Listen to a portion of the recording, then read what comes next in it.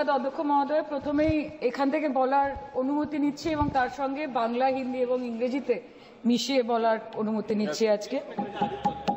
ধন্যবাদ অধ্যক্ষ মহোদয়। আজকে আপনি অপারেশন সিঁদুরের মতো একটি অত্যন্ত গুরুত্বপূর্ণ এবং স্পর্শকাতর বিষয় আমাদেরকে কথা বলার সুযোগ দিয়েছেন।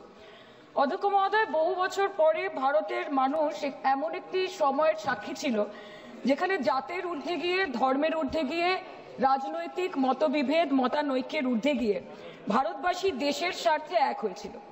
ধনী ভারতবাসী কিংবা দরিদ্র ভারতবাসী, হিন্দু কিংবা মুসলমান ভারতবাসী, শিখ কিংবা খ্রিস্টান ভারতবাসী, আস্তিক কিংবা নাস্তিক ভারতবাসী, মক ড্রিল থেকে শুরু করে ওয়ার ফুটিং এ প্রস্তুত ভারতবাসী সকলে মিলে একই সুরে গেয়ে উঠেছিল कि तेरी मिट्टी में मिल जावा गुल बनके मैं खिल जावा है इतनी सी दिल की आरज़ू। মহোদয়, আমরা ইন্ডিয়ান আর্মড ফোর্সকে শুভেচ্ছা এবং অভিনন্দন জানাই, কিন্তু এর পাশাপাশি থাকবে আমাদের দেশের প্রধানমন্ত্রীর উদ্দেশ্যে কিছু প্রশ্ন, যেগুলো শুধু আমি একজন এমপি হিসেবে বা আমার পার্টির পক্ষ থেকে করব না, করব 140 কোটি ভারতবাসীর পক্ষ থেকে। তার জন্য আপনারা আমাকে সরকারের সমালোচক বলতে পারেন, আপনারা আমার বক্তব্যকে রাজনৈতিক উদ্দেশ্য প্রণোদিত বলতে পারেন, কিন্তু দয়া করে আমাকে দেশদ্রোহী তকমা দেবেন না। তার কারণ আমি একজন দেশের মেয়ে, আমি একজন নির্বাচিত জনপ্রতিনিধি এবং আমি একজন জাতীয়তাবাদী নাগরিক, আর আমি একজন বাঙালিও বটে। Sir, I'm a Bengali, and like we all know that Vande Mataram is a war cry that originated from Bengal. Our forefathers have shed blood for this country, and we continue to sacrifice our lives for the unity and the sovereignty of this great nation. Sir, 22 April পহেলগাঁওতে Pakistan sponsor জঙ্গি হানায় যেই 26টি নিরীহ ভারতীয় প্রাণ চলে গেল, তার মধ্যে বাংলা থেকে মনীষ রঞ্জন, সমীর গুহ এবং যাদবপুর লোকসভা কেন্দ্র থেকে বিতান অধিকারী ছিলেন। তার বাড়ি আমি গেছিলাম। ছেলের কফিনের সামনে 80-85 বছরের বৃদ্ধ বাবা মা বিধ্বস্ত অবস্থায় দাঁড়িয়ে আছে। আতঙ্কিত ছোট্ট একটি বাচ্চা কাঁদতে কাঁদতে এ ঘর থেকে ও ঘর দৌড়দৌড়ি করছে এবং উদ্ভ্রান্ত বউ বিলাপ বকে চলেছে। एक चुटकी सिंदूर की कीमत ये गद्दार पाकिस्तान और ये बुज़दिल आतंकवादी क्या जाने, पर नरेंद्र मोदी जी ये जानते थे और इसीलिए उन्होंने नाम रखा ऑपरेशन सिंदूर, जिसे सुन के सबकी भावनाएं जाग उठी और प्रधानमंत्री से हमारी उम्मीदें बहुत ज्यादा बढ़ गई। किंतु सब भालो जार शेष भालो, सेटा हलो कि प्रधानमंत्री की पारलेन शेष अब्दि देशेर मान, मर्यादा, प्रभाव एवं प्रताप के अक्षुण्ण रखते। सर, कहानी बहुत अच्छी बनी, पकोड़े बहुत अच्छे बने, लेकिन सरसों की जगह केरोसिन तेल डाल दिया, बस यही हो गया। अध्यक्ष महोदय, অপারেশন সিঁদুর তো পরে আসবে, আগে জানতে হবে যে এতগুলো জঙ্গি এলো কোথা থেকে। আজকে হোম মিনিস্টার বলছিলেন যে আয়ে তো क्या हुआ, आ गए तो आ गए। স্যার, এরকম ভাবে হয় না। যেখানে হাজার হাজার টুরিস্ট পৌঁছতে পারলো, সেখানে যেখানে 4 জন জঙ্গি পৌঁছতে পারলো, সেখানে কেন 10 জন পুলিশ পৌঁছতে পারলো না, এটা আমরা জানতে চাই। सर, हम बोलेंगे कि आपने घर में घुस के मारा तो आप बोलेंगे देश प्रेमी। हम पूछेंगे कि आतंकवादी कहां से आए तो आप बोलेंगे देशद्रोही। हम बोलेंगे वाह मोदी जी वाह तो आप बोलेंगे देश प्रेमी। हम बोलेंगे नरेंद्र मोदी जवाब दो तो आप बोलेंगे देशद्रोही। ऐसा नहीं होता सर, ऐसा नहीं होता। सही है सर, आपके और हमारे बोलने से कुछ जाता भी नहीं आता भी नहीं। জম্মু এন্ড কাশ্মীরের লেফটেন্যান্ট গভর্নর মনোজ সিনহা নিজে পহেলগাঁও কাণ্ডের সম্বন্ধে সবাইকে বলেছে যে এটি একটি গ্রেভ সিকিউরিটি ল্যাপস। যদি সত্যি এটি একটি চরম নিরাপত্তা ব্যর্থতা হয়ে থাকে, তাহলে কেন ইন্টেলিজেন্স ব্যুরো প্রধানকে কোনো জবাবদিহি করা হলো না? কেন 1 মাসের মধ্যে তার চাকরির মেয়াদ বাড়িয়ে তাকে পুরস্কৃত করা হলো? আপনারা সরিয়ে দিতেন না তাকে? সরিয়ে দিয়ে আপনারা দেশের মানুষকে একটা বার্তা দিতেন that there is no place for intelligence failure and security lapse in this country, কিন্তু আপনারা সেটা করেননি। কালকে আপনারা বললেন যে জয় পান্ডা বল रहे थे कि অপারেশন মহাদেবে হয়তো একজন জঙ্গি মারা গেছে, আজকে হোম মিনিস্টার বলছেন 3 জন মারা গেছে। আমরা আলোচনাটা ভাগ্যে শুরু করলাম 2 দিন হলো, যদি আরো 2 মাস আগে শুরু করতাম আরো আগে ধরা পড়ে যেত আমাদের চাপে পড়ে। আমরা তো জানি যে কি হচ্ছে। যে স্বরাষ্ট্রমন্ত্রী গতবার সংসদে এবং নির্বাচন ক্ষেত্রে গিয়েও বহুবার এবং আজকে অবধি বলেছেন যে পাক অধিকৃত জম্মু এন্ড কাশ্মীর আমাদের এবং আমরা সেটা যেন তেন প্রকারেণ নিয়ে ছাড়বো। আমি জানতে চাই যে এত একটা সুবর্ণ সুযোগ থাকার পরেও আমরা কেন এটা হাতছাড়া করলাম। आपने ईंट का जवाब ईंट से दिया, देश चाहता था कि आप ईंट का जवाब पत्थर से दें। पहले बोलते हैं कि पीओके हमारा है, लेके छोड़ेंगे, आज बोल रहे हैं डे 1 से हम तो नॉन एस्केलेटरी है, वो मारेंगे तो फिर हम मारेंगे, फिर वो मारेंगे, फिर हम मारेंगे, वो 2 मारेंगे हम 10 मारेंगे, वो 26 मारेंगे हम 100 मारेंगे। उरी होगा, बालाकोट होगा, पुलवामा होगा, उसके बाद और कोई अटैक होगा, फिर पहलगांव होगा, फिर ऑपरेशन सिंदूर होगा, सिलसिला चलता रहेगा, जान जाती रहेगी।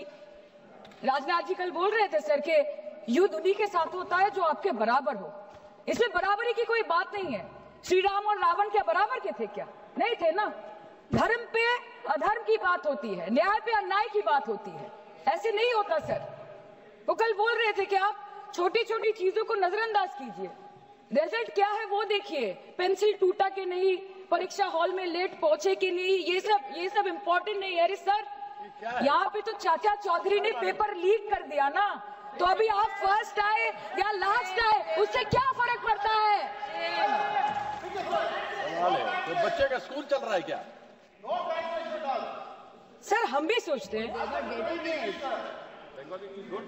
স্যার কেউ যুদ্ধ চায় না স্যার, সবাই শান্তি চায়, কেউ রক্তক্ষরণ চায় না, ধ্বংসলীলা চায় না, সবাই সম্প্रीति चाहे, उन्नति चाहे। हम भी सोचते हैं कि अगर जंग छिड़ी तो दुकानों का क्या होगा, हम भी सोचते हैं कि अगर जंग छिड़ी तो दुकानों का क्या होगा, बंदूकें तो बिक जाएंगी, गुलदस्तों का क्या होगा, हम भी सोचते हैं।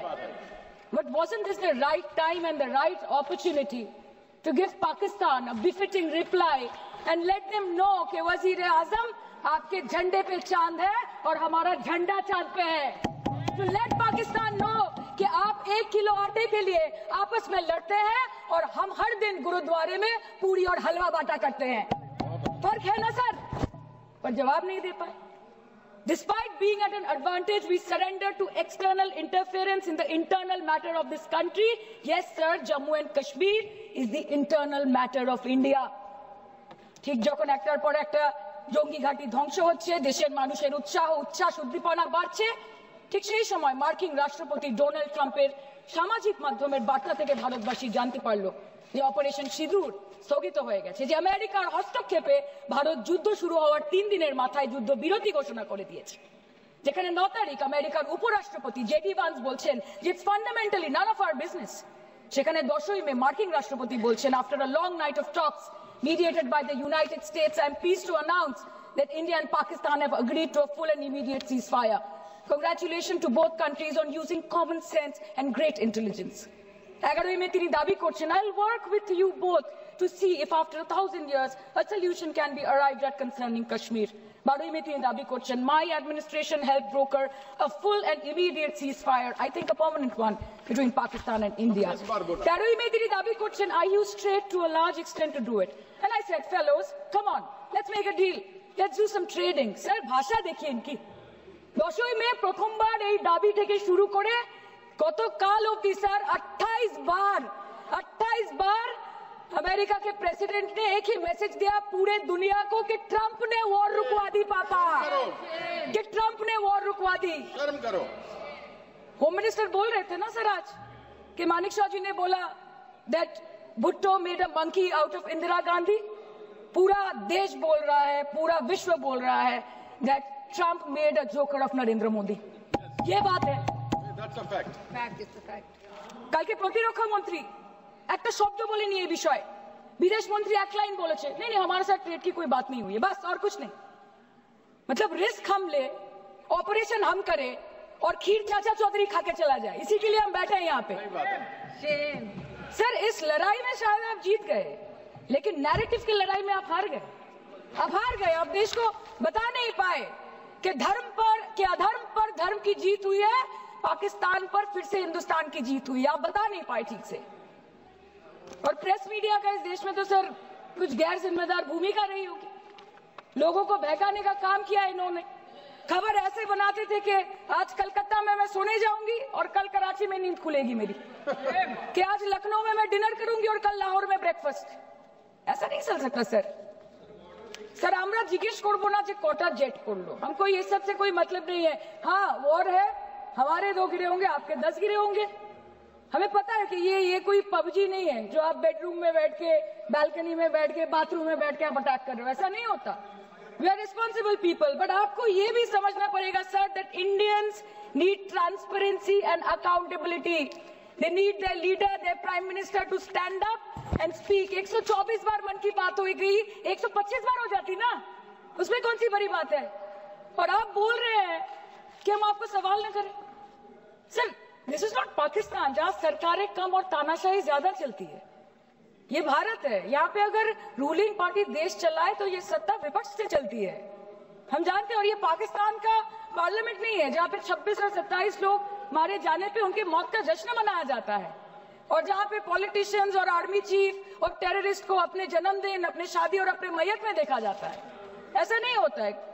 होम मिनिस्टर ने आज बोला कि हमने दुनिया के सामने पाकिस्तान को बेनकाब कर दिया, কিন্তু তাও দেখুন এত এভিডেন্স থাকার পরেও পাকিস্তান হামলার পরপরই আইএমএফ এবং ওয়ার্ল্ড ব্যাংক থেকে 1 বিলিয়ন এবং 40 বিলিয়ন অর্থ সহযোগিতা পেয়ে গেল, দীর্ঘমেয়াদী বিনিয়োগের সুযোগ পেয়ে গেল, এবং পাকিস্তানের মতো একটা টেরর ম্যানুফ্যাকচারিং দেশ ইউনাইটেড নেশনসের সিকিউরিটি কাউন্সিলের সন্ত্রাস দমন কমিটির ভাইস চেয়ারম্যান হয়ে গেল। Of course, everybody will condemn and criticize terrorism, but there was no diplomatic isolation for Pakistan from any country of the world. आपके 56 इंच का दबदबा कहा गया मोदी जी? আপনারা নিজেদের বিশ্ববন্ধু বিশ্বগুরু বলেন, এই কঠিন সময় 33টা দেশের পাশে আপনারা গেছিলেন। স্যার मेरा टाइम है सर, और कोई है नहीं स्पीकिंग? 25 मिनट है सर, 25 मिनट है सर, टाइम था नहीं है सर, पहले स्पीकर ने बोला 25 मिनट इनके पास है। স্যার আপনারা নিজেদের বিশ্ববন্ধু বিশ্বগুরু বলেন, কিন্তু এই কঠিন সময়ে যে 33টা দেশের কাছে আপনারা বন্ধুত্বের হাত আশা করে গেছিলেন, কজন সরাসরি ভাবে আপনাদের সমর্থন করেছে আমরা তাদের ফিডব্যাক করেছি। কেউ কেউ আমেরিকাকে ধন্যবাদ জানিয়েছে, কেউ কেউ নিউট্রাল থেকেছে, নিরপেক্ষ থেকেছে, আর কেউ কেউ মুখে কুলু পেটেছে। পহেলগাঁও কাণ্ডের পর প্রধানমন্ত্রী 8 বার বিদেশ ভ্রমণ করেছে, কি লাভ বিশ্ব ভ্রমণ করে যখন সবাই শুধু আয়োজনে আছে, কেউ প্রয়োজনে নেই। कल अनुराग जी बोल रहे थे कि हम किसी के पास सहयोग मांगने नहीं गए, हम विवरण देने गए थे कि हम कैसे जीते। खुद का ढिंडोरा क्या पीटना, पूरा देश देख रहा है, पूरा विश्व देख रहा है। पराक्रमी बने, विजयी बनेंगे लोग बोलेंगे ना, आपको जाने की क्या जरूरत है इतने सारे जगह। ना विश्व बंधु होते पारलेन, ना देश बंधु होते पारलेन। पहलगाঁওতে এত বড় একটা ঘটনা ঘটে গেল, পহলগাঁও গেলেন না। ক্রস বর্ডার শেলিং এ পুঞ্চ, রাজৌরি, উড়িতে 27 জন মারা গেল, সেখানে গেলেন না। তৃণমূল কংগ্রেসের ডেলিগেশন অবধি পৌঁছে গেল পাকিস্তান বর্ডারের 4 কিলোমিটার আগে অবধি, কিন্তু আপনি পৌঁছতে পারলেন না। দেশবাসী চেয়েছিল আপনি শুধু একবার গিয়ে দাঁড়ান। ऑल पार्टी मीटिंग হলো, আপনি সেখানে আসতে পারলেন না। আপনি ये जो बोलते हैं ना कि हमने किया है, सर आपने सिर्फ अकेले नहीं किया है, इंडियन आर्म फोर्स ने किया है, 140 करोड़ लोगों ने किया है। सर किसी का कुछ नहीं आता, सबका वक्त आता है, और जिसका वक्त आता है उसका सब आता है। तो वक्त था ये हमारा। আমি এইটুকুই বলতে চাই স্যার যে অ্যাক্রস অল পার্টি লাইনস আপনাদের পাশে সবাই দাঁড়িয়েছিল।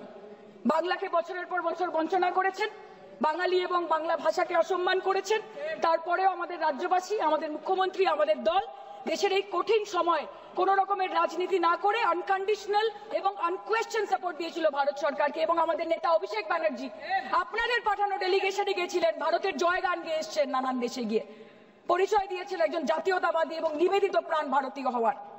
কিন্তু তার বিনিময়ে আমরা কি পেয়েছি স্যার, এটা শুনতে হবে। তার বিনিময়ে আমরা কি পেয়েছি? আপনাদের নেতা কেন্দ্রীয় প্রতিমন্ত্রী পশ্চিমবঙ্গের বুকে দাঁড়িয়ে বলছে যে অপারেশন সিঁদুর হয়েছে, এরপর অপারেশন পশ্চিমবঙ্গ হবে। Shame on you. आप बोलते हैं ना कि ममता दीदी बांग्लादेशियों को बंगाल में घुसाती है, तो बॉर्डर में आतंकवादियों को कौन घुसा रहा है, इसका जवाब आपको देना पड़ेगा कि वो भी वही कर रहे हैं, कि वो भी ममता दीदी भी कर रही है। सामने इलेक्शन है, वो भी आप बोल सकते हैं কালকে ইলেকশন করুন, কালকে করুন। একদিকে আপনি আপনার কারি কারি টাকা, কেন্দ্রীয় এজেন্সি, কোটি কোটি ক্ষমতা, অন্যদিকে হাওয়াই চটি বাংলার মে মমতা। আমরা দেখে নেব। विषय से जान। सर मैं और ज्यादा कुछ नहीं बोलना चाहती, मैं बस एक ही बात बोलूंगी। Sir we are the world's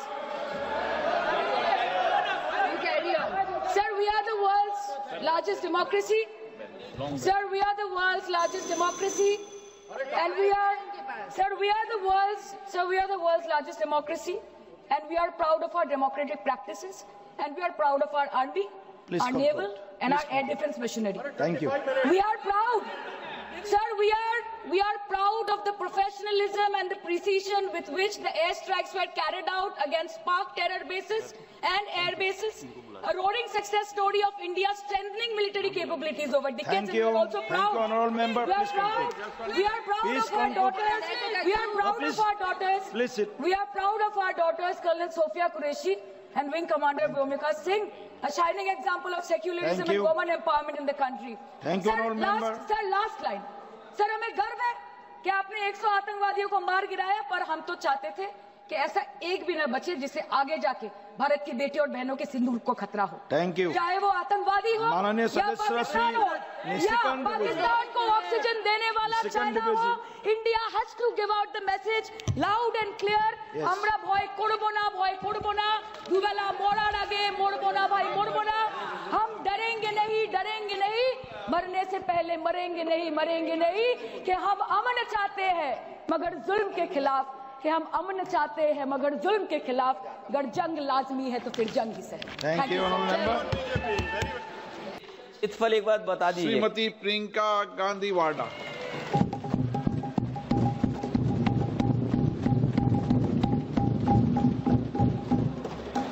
आदरणीय अध्यक्ष महोदय, मैं आपको धन्यवाद देना चाहती हूं कि इस महत्वपूर्ण मुद्दे पर आपने मुझे बोलने का मौका दिया। ये अलग बात है कि सत्ता पक्ष के लोग सब मेरे बोलने से पहले ही भाग गए। आइए, आपको देख के मैं खुश थी कि आप वापस आ गए। सबसे पहले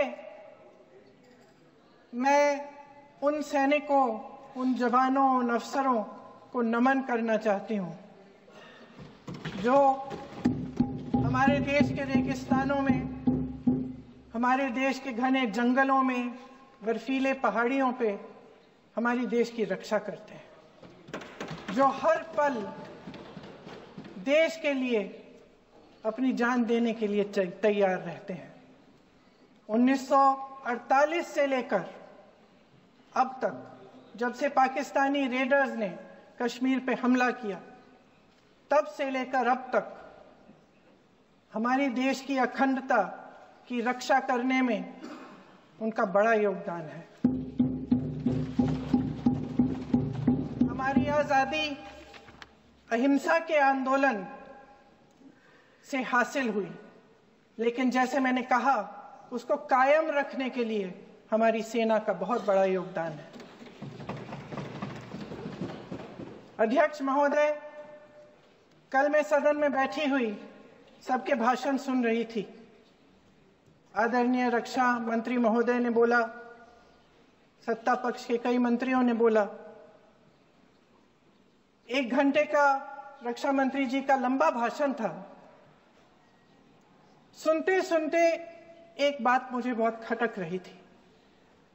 उसके बाद जब दूसरे भाषण भी सुने आपके सत्ता पक्ष के, तब भी ये बात बार बार मेरे मन में आ रही थी कि सारी बातें कर ली, ऑपरेशन सिंदूर की बात कर ली, आतंकवाद की बात कर ली, देश की रक्षा की बात कर ली, इतिहास का पाठ भी पढ़ा दिया, लेकिन एक बात छूट गई। उस दिन 22 अप्रैल 2025 को जब 26 देशवासियों को अपने परिवार के सदस्यों के सामने खुलेआम मारा गया, तो ये हमला कैसे हुआ, क्यों हुआ?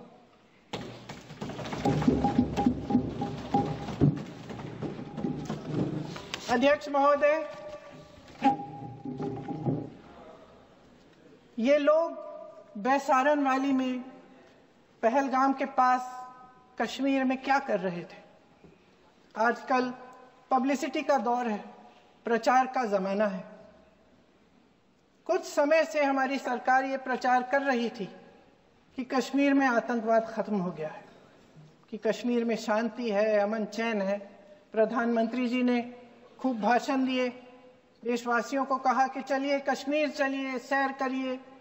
कई बार मैंने ये भी देखा मीडिया पर, टीवी पर कि कश्मीर जाइए, जमीन खरीदिए, अब वहां अमन चैन है, शांति का वातावरण है। इसी बीच शुभम द्विवेदी, एक कानपुर के नौजवान, और उनके पूरे परिवार ने तय किया कि वो कश्मीर जाएंगे। शुभम द्विवेदी की 6 महीने पहले शादी हुई थी। उसकी पत्नी ने कहा कि उनके बीच एक ऐसा रिश्ता था, प्रेम और दोस्ती का ऐसा रिश्ता था कि वो एक दूसरे को बच्चों की तरह हंसाते थे। सोशल मीडिया पर एक वीडियो भी जारी है जिसमें पूरा परिवार एक साथ बैठा हुआ ताश खेल रहा है और ऐसे हंस रहे हैं कि उस वीडियो को देख के किसी का भी दिल टूट जाए कि इस परिवार को इस तरह से उजड़ने क्यों दिया हमने। 22 अप्रैल 2025 को बैसारन वैली में मौसम का मिजाज अच्छा था। जैसे हर रोज लगातार 1000 से 1500 लोग वहां पहुंचते थे, उसी तरह से उस दिन भी तमाम पर्यटक वहां पहुंचे। वहां का रास्ता आसान नहीं है अध्यक्ष महोदय जी, जंगल से जाना पड़ता है, पहाड़ों के बीच जाना पड़ता है, घोड़े से जाना पड़ता है। ये परिवार वहां पहुंचे, मौसम सुहाना था, उनके बच्चे ट्रैम्पोलिन पे खेल रहे थे, कोई जिपलाइन कर रहा था, कोई चाय पी रहा था, तो कोई कश्मीर की सुंदर वादियों की ठंडी हवा का मजा ले रहा था। शुभम अपनी पत्नी के साथ एक स्टॉल पे खड़े थे। तभी अचानक 4 आतंकवादी जंगल में से निकलते हैं और शुभम को वहीं अपनी पत्नी के सामने मार डालते हैं। उसके बाद वे वहां से पूरे वैली में 1 घंटे के लिए लोगों को चुन चुन कर मारते हैं। किसी के पति को अपनी पत्नी के आंखों के सामने, किसी के पिता को अपने बेटे के सामने, चुन चुन कर 26 लोगों को मार डालते हैं। शुभम की पत्नी घबराकर वहां से भागने की कोशिश करती है, अपनी जान बचाने के लिए जंगल की तरफ दौड़ती है। वहां पता चलता है कि तमाम लोग जंगल की तरफ दौड़े हैं और अपनी जान बचाने की कोशिश कर रहे हैं। कोई अपने बेटे का हाथ पकड़ के पहाड़ों पर घसीटता हुआ जा रहा है, कोई कश्मीरी घोड़े वालों और गाइडों की मदद लेते हुए चले जा रहा है। कोई रास्ता नहीं है, कोई तरीका नहीं है, लेकिन किसी न किसी तरह से शुभम की पत्नी के शब्दों में किसी ऐसी शक्ति ने हमको बचा कर रखा कि हमें किसी न किसी तरह से हम अकेले नीचे पहुंचे। और मैं उनके लफ्ज पढ़ना चाहती हूं, क्योंकि उन्होंने कहा कि इस पूरे समय जब 1 घंटे के लिए चुन चुन कर भारतीय नागरिकों को मारा जा रहा था, इस पूरे समय उसे एक सुरक्षाकर्मी नहीं दिखा, एक सैनिक नहीं दिखा।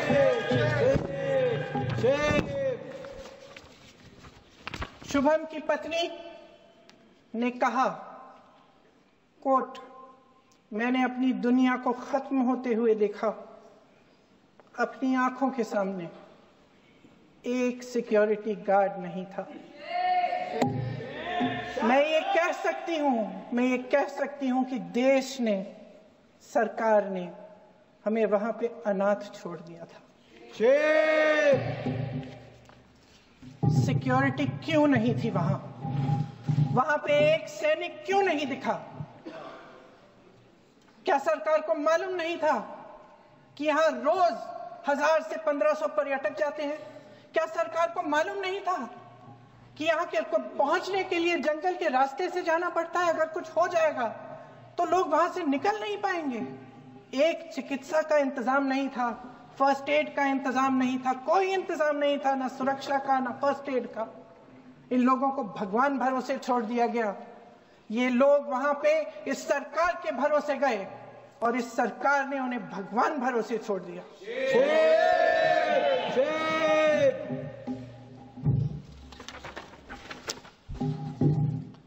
मैं पूछना चाहती हूं, ये किसकी जिम्मेदारी थी?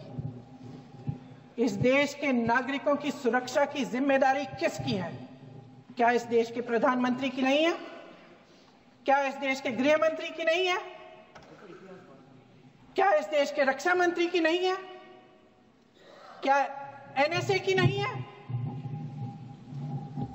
अध्यक्ष महोदय, पहलगाम हमले से सिर्फ 2 हफ्ते पहले हमारे गृह मंत्री महोदय जी कश्मीर गए थे। किस लिए गए थे? जो सुरक्षा की व्यवस्था है इसको देखने के लिए गए थे, इसको रिव्यू करने के लिए गए थे, और उन्होंने वहां कहा कि आतंकवाद पर विजय प्राप्त हुई है। ये 2 हफ्ते पहले है। 3 महीने बाद जेएनके के गवर्नर साहब एक आम इंटरव्यू में ऐसे ही चलते चलते कह देते हैं कि हाँ, बैसारन वैली में बहुत लापरवाही हुई और इसके लिए मैं जिम्मेदारी लेता हूं। ऐसे ही चलते चलते, और वो बात होती है, खत्म भी वहां होती है और वहीं खत्म हो जाती है। उनसे जिम्मेदारी ली भी नहीं जाती, कोई सवाल नहीं उठाता, कोई जवाब नहीं देता। अध्यक्ष महोदय, उस हमले की जिम्मेदारी एक आतंकवादी गुट जिसका नाम टीआरएफ है थोड़े दिनों बाद लेती है। कौन है ये टीआरएफ? 2019 में ये गुट बना। 2020 में इसने कश्मीर में आतंकवाद का काम शुरू कर दिया, और 2020 अप्रैल 2020 से लेकर 22 अप्रैल 2025 तक इन्होंने 25 आतंकवादी हमले किए। गृह मंत्री महोदय ने जब यूपीए सरकार के समय के आतंकवादी हमले गिने तो लगभग 25 गिनवाए थे अभी अपने भाषण में। इस गुट ने कश्मीर में 25 हमले 2020 और 2025 के अंदर एक पूरी लिस्ट है इन हमलों की। मेरे पास इतना समय नहीं है, इसलिए मैं एक एक को नहीं पढ़ना चाहती, लेकिन मैं इतना कहूंगी कि इनमें रियासी का हमला भी था 2024 का, जिसमें 9 लोग मारे गए और 41 लोग घायल हुए। कुल मिलाकर 2020 से लेकर 22 अप्रैल 2025 तक टीआरएफ ने 41 सेना और सुरक्षा कर्मियों की हत्या की, 27 सिविलियन की हत्या की और 54 लोगों को घायल किया था। भारत सरकार ने टीआरएफ को आतंकवादी संगठन का दर्जा कब दिया? 2020 में दिया, 2021 में दिया, 2022 में दिया, 2023 में दिया। 3 साल बाद, 3 सालों के लिए ये आतंकवादी गतिविधियां कर रहे हैं, और आप इनको आतंकवादी संगठन तब कहते हैं 2023 में? इसकी क्या वजह थी? ये सब सरकार के संज्ञान में था,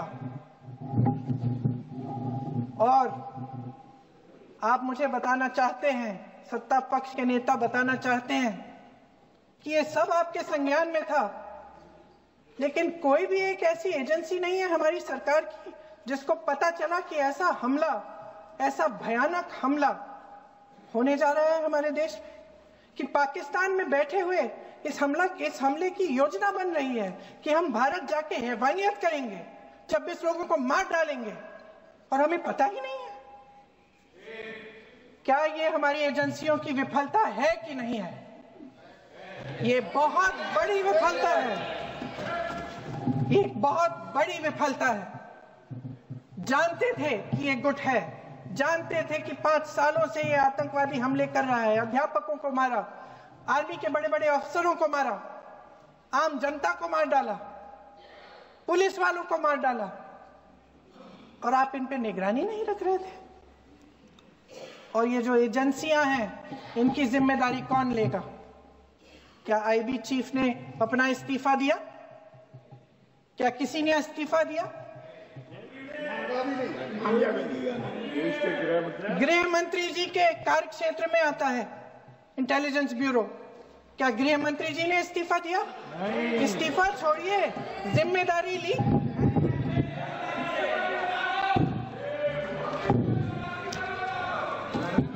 साहब देखिए, इतिहास की बात आप करिए, मैं वर्तमान की बात करना चाहती हूँ। आपको तो एक बहाना चाहिए, आपको तो एक बहाना चाहिए। पूरे परिवार का नाम गिनवा देते हैं। अरे अपनी जिम्मेदारी खुद लीजिए। 11 सालों के लिए तो सत्ता में आप हैं। नेहरू को छोड़ नहीं रहा। कल माननीय गौरव गोगोई जी ने अपने भाषण में पूछा गृह मंत्री जी से, क्या आपकी जिम्मेदारी नहीं थी? मैं देख रही थी।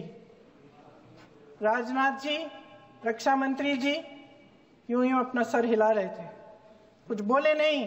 अंदर से महसूस हुआ होगा कि यहाँ कुछ जिम्मेदारी थी, लेकिन माननीय गृह मंत्री महोदय जी हंस रहे थे, वे हंस रहे थे।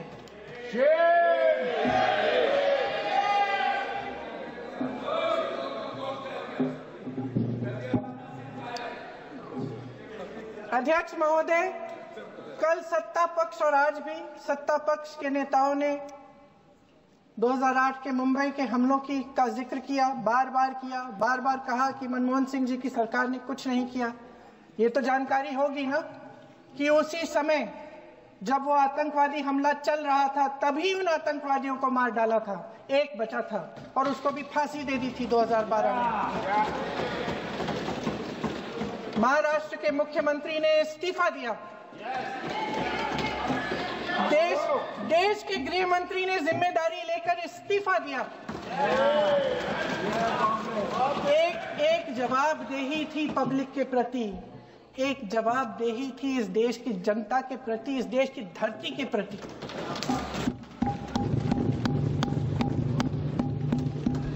राजनाथ जी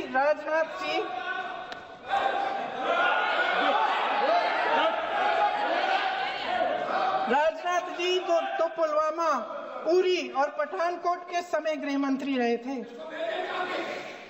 आज वे रक्षा मंत्री हैं और हमारे गृह मंत्री महोदय श्री अमित शाह जी के नाक के नीचे पूरा मणिपुर जल गया। दिल्ली में दंगे हुए, पहलगाम में हमला हुआ और आज भी वे उसी पद पर बैठे हैं। क्यों? अध्यक्ष महोदय, बमबारी से अखबारों के हेडलाइन बनते हैं, मगर कहानी सुरक्षा में की चूक में भी है। आज देश खोखले भाषण नहीं सुनना चाहता, देश जवाब चाहता है, तसल्ली चाहता है कि सच उससे छिपाया नहीं जाएगा। देश जानना चाहता है कि उस दिन अप्रैल 22, 2025 को क्या हुआ और क्यों हुआ। आप तो खुद अपनी पीठ थपथपाने में लगे रहते हैं। सेना, देश, संसद से सच छुपाते हैं। ऑपरेशन सिंदूर जब शुरू हुआ, हम सब ने समर्थन किया, सब एकजुट होकर खड़े हो गए इस देश के लिए। दोबारा होगा, दोबारा खड़े हो जाएंगे।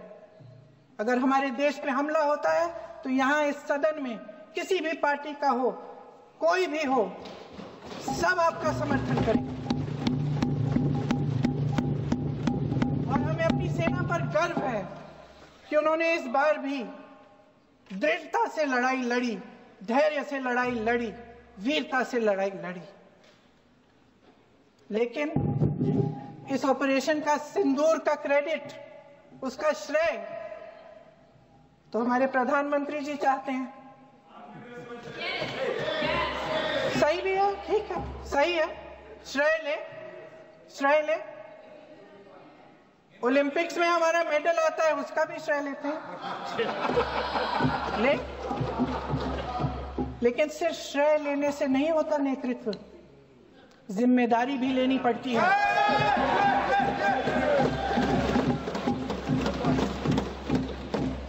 देश के इतिहास में ये पहली बार हुआ, देश के इतिहास में ये पहली बार हुआ कि जंग होते होते ही रुक गई। रुक गई है जी, और इस रुकावट का ऐलान हमारी सरकार, हमारी सेना नहीं करती, अमेरिका के प्रेसिडेंट करते हैं, अमेरिका के राष्ट्रपति करते हैं। ये हमारे प्रधानमंत्री महोदय की गैर जिम्मेदारी का सबसे बड़ा प्रतीक है।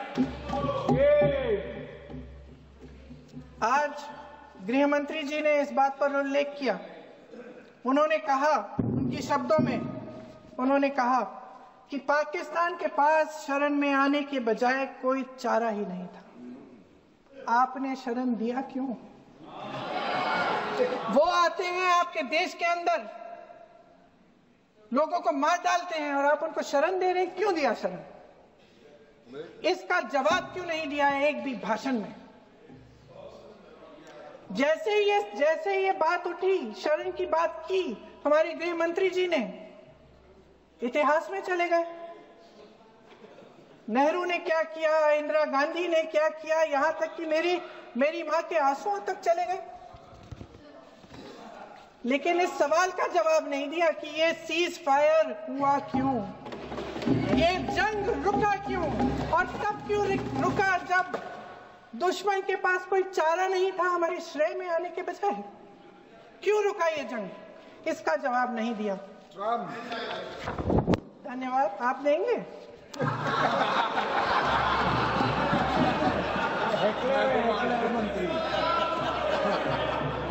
देना भाई देना, आपको टाइम मिलेगा तो।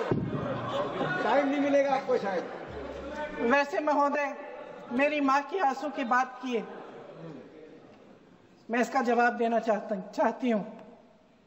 मेरी माँ के आंसू तब गिरे जब उनके पति को आतंकवादियों ने शहीद किया,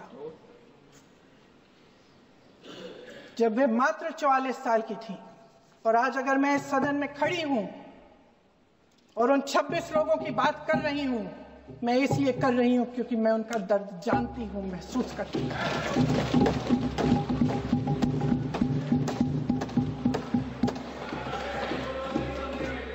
अध्यक्ष महोदय, मैंने कहा कि देश का नेतृत्व सिर्फ उपलब्धियों का श्रेय लेने से मजबूत नहीं होता। सफलता और विफलता दोनों की जिम्मेदारी लेने से बुलंद होता है। ये सोने का ताज नहीं है, कांटों का ताज है। अध्यक्ष महोदय, जब सरकार झूठी और कायर हो तो वे बहादुर से बहादुर सेना के साहस और पराक्रम को भी कमजोर कर देती है। देश को प्रतिशोध के साथ साथ सबके प्राणों की रक्षा का प्रण चाहिए। सेना की शक्ति के साथ सरकार की सच्चाई भी चाहिए। महान देशभक्त शहीद इंदिरा गांधी जी, जिन्होंने सफल कूटनीति के बल पर अमेरिका के राष्ट्रपति निक्सन का मुकाबला करके पाकिस्तान का विभाजन करवाया, बांग्लादेश बनाया, 1 लाख पाकिस्तानी सैनिकों को आत्मसमर्पण करने पर मजबूर किया, उन्होंने कभी इसका श्रेय लेने की कोशिश नहीं की। ऑपरेशन सिंदूर का मकसद अगर पाकिस्तान को सबक सिखाना था तो शायद ये मकसद अभी अधूरा है, क्योंकि हमारी कूटनीति विफल रही है। इसका प्रमाण यही है कि ऑपरेशन सिंदूर के बाद एक पाकिस्तानी जनरल, जिसके हाथ खून से रंगे थे, अमेरिका के राष्ट्रपति के साथ बैठकर लंच खा रहे थे। अगर ऑपरेशन सिंदूर का मकसद आतंकवाद को खत्म करने का था तो पाकिस्तान को संयुक्त राष्ट्र के आतंकवाद विरोधी समिति का अध्यक्ष चुने जाने से इस मकसद को धक्का लगा है। इसकी जिम्मेदारी कौन लेगा? क्या हमारे प्रधानमंत्री लेंगे? क्या उनमें ये हिम्मत है? नहीं है। अगर इस ऑपरेशन के दौरान हमारे जहाजों का नुकसान नहीं हुआ तो सदन में इसे साफ साफ कहने से क्या डर है? क्यों नहीं कहा है? कल भी रक्षा मंत्री जी ने कहा कि हमारे इंफ्रास्ट्रक्चर का नुकसान नहीं हुआ, तो जहाजों के बारे में भी बता दें, साफ साफ बता दें, क्या हर्ज है? सच्चाई तो है। सवालों से बचने के लिए ये सरकार हमेशा प्रयास करती है। इसकी राजनीतिक कायरता बेमिसाल है। देशवासियों के प्रति जवाबदेही का एहसास ही नहीं है। सच्चाई ये है कि इनके दिल में जनता के लिए कोई जगह नहीं है। सब राजनीति है, सब पीआर है, सब प्रचार है, सब पब्लिसिटी है। देश की जनता के लिए आपके हृदय में कुछ नहीं रहा।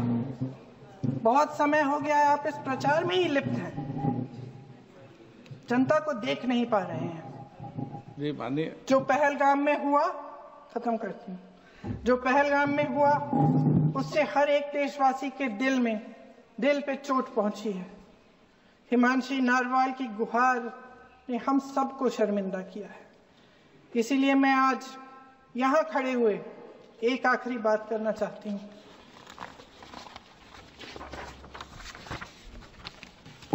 इस सदन में लगभग सभी के पास सुरक्षा है, सुरक्षा की व्यवस्था है। हम जहां भी जाते हैं हमारे साथ सुरक्षा कर्मी आते हैं। आपको भी मिल जाएगी, आप मंत्री बन जाएंगे, आपको भी मिल जाएगी।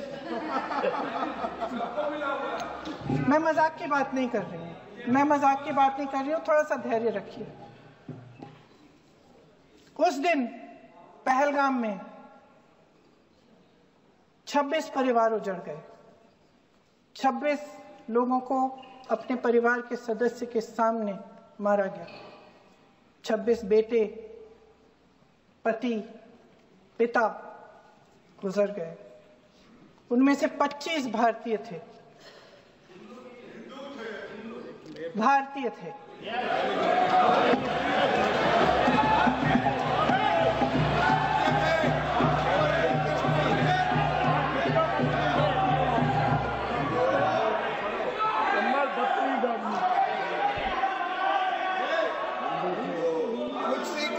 जितने भी लोग बैसारन वैली में थे और जो 25 भारतीय मारे गए, उनके लिए कोई सुरक्षा नहीं थी, कोई सुरक्षा नहीं थी।